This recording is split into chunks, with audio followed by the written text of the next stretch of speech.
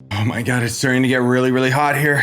Anyways, what is up, ladies and gentlemen? Sushi Man here, back again for some more. We're gonna be checking out Luxion today. I do want to kind of be honest with you guys. I know I'm a little bit behind when it comes to the actual patch that's here on live server and everything. I'll have the patch notes video tomorrow, and then hopefully starting sometime next week, I can actually get back on the class guides and stuff like that. What can I say? The Elden Ring DLC came out and it's glorious, so I've been preoccupied with that. Anyways, let's check out Luxion's inventory. Also, if you guys are wondering why I'm the monkey man, I'll talk about that later. Not bad. Does this guy have new stuff yet? Just those pets that I'm still lacking. Okay, so let me swap over to another class so I can mess with this. So we got the QT Rex, which, oh, it's a mount. I thought that was an ally for some reason. Oh, this disgusting thing. Ew. You should subscribe. I didn't ask for that. He did, but okay. Anyway, there he is in all of his disgusting glory. Look at his feet. Good lord.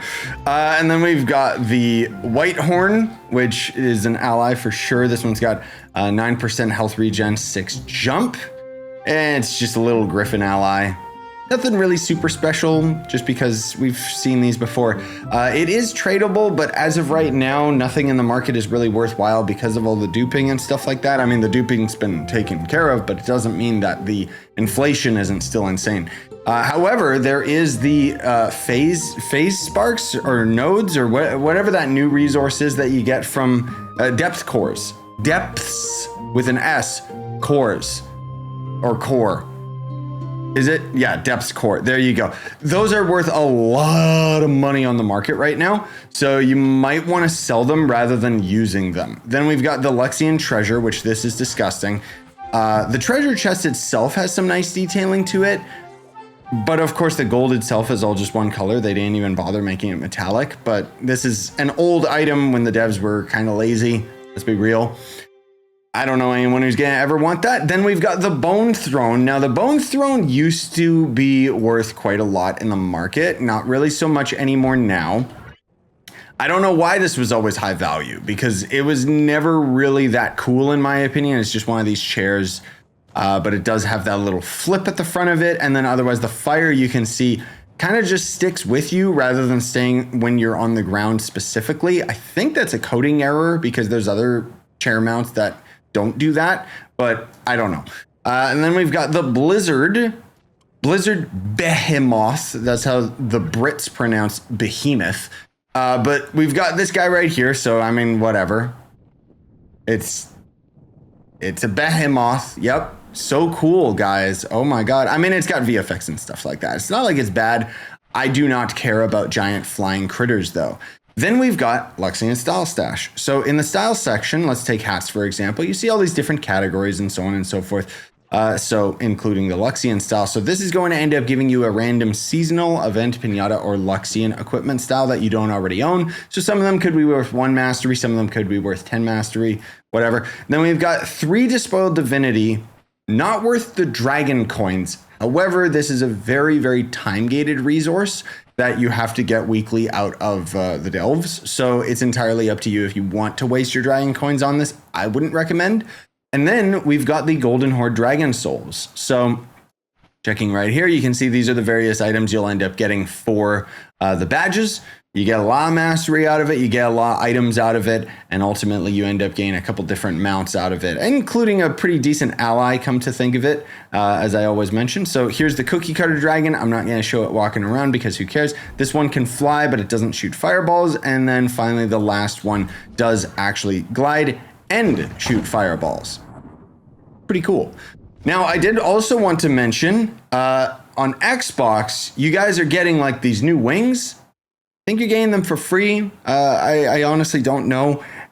They're kind of weird, and I don't understand why they're shafting PlayStation and Nintendo Switch. Now, granted, I know that for the most part, a lot of you on Xbox, like you guys are not only a couple updates behind, all of you on console are, but more particularly, you are missing events that I'm pretty sure we've been getting on like PlayStation, Nintendo Switch. Someone sound off in the comments if that's incorrect. But I find it kind of weird that they keep on kind of doing this whole apologetic thing towards Xbox, but not towards any of the other consoles, especially when the PlayStation market is dead. So I don't know, man. It's such a weird, unorthodox situation that's happening with this game. To summarize, just because we always get new people asking like, what's going on with the duping and stuff? Basically, there was this instance where they banned some old school cheater, and then he ended up sharing the method to dupe items, and people have been duping pretty much ever since. They patched one method for duping, but there's still another method for duping that they haven't taken care of. And the big problem is that people can dupe credits. That's the biggest thing. Credits, qubits, flux, whatever. They can basically dupe anything out of the game with various methods. And it means that basically there's no value to anything anymore. Now, to summarize what's going on here on PC, because again, I'll have the patch notes out tomorrow, we actually already have U15, aka U12 in the game. And I've been thinking whether or not we would just call it D15 for difficulty 15, but maybe I'll do another poll on my community tab sometime today. I'm not going to go into too much detail about the update, but kind of interesting that they moved the Shadow Towers over here. Kind of really interesting because Shadow Towers don't really do anything in the game anymore. But I mean, you know, it looks a lot cleaner. I appreciate that they did that. So far the update, I mean, it's basically the same as what we saw on the test server. It's just super duper grindy. I have swapped over to this abomination is my boomeranger.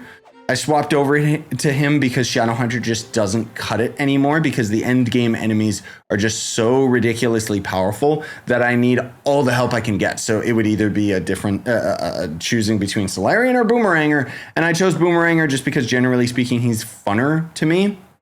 But it does mean that I'm really, really behind in terms of my power and stuff. Like in the stream the other day, I had to basically like level up all of my gems and stuff like that again. And it was just... well, not all of them, just the explosive epilogue and the class gem in particular. But a lot of everything that's been going on has kind of thrown a stick in my wheel with regards to the class guides. I know. You guys keep asking, where's the next class guide? When are you going to talk about X class, whatever? I'm going in linear order, so the next class guide is going to end up being Candy Barb. But again, I'm sorry that it kind of took a bit of a back seat. What happened was I was going to get ready for the Candy Barb video and then the Neo Ninja video and stuff. And then essentially we ended up having this update show up on the test server. So obviously that took priority for me.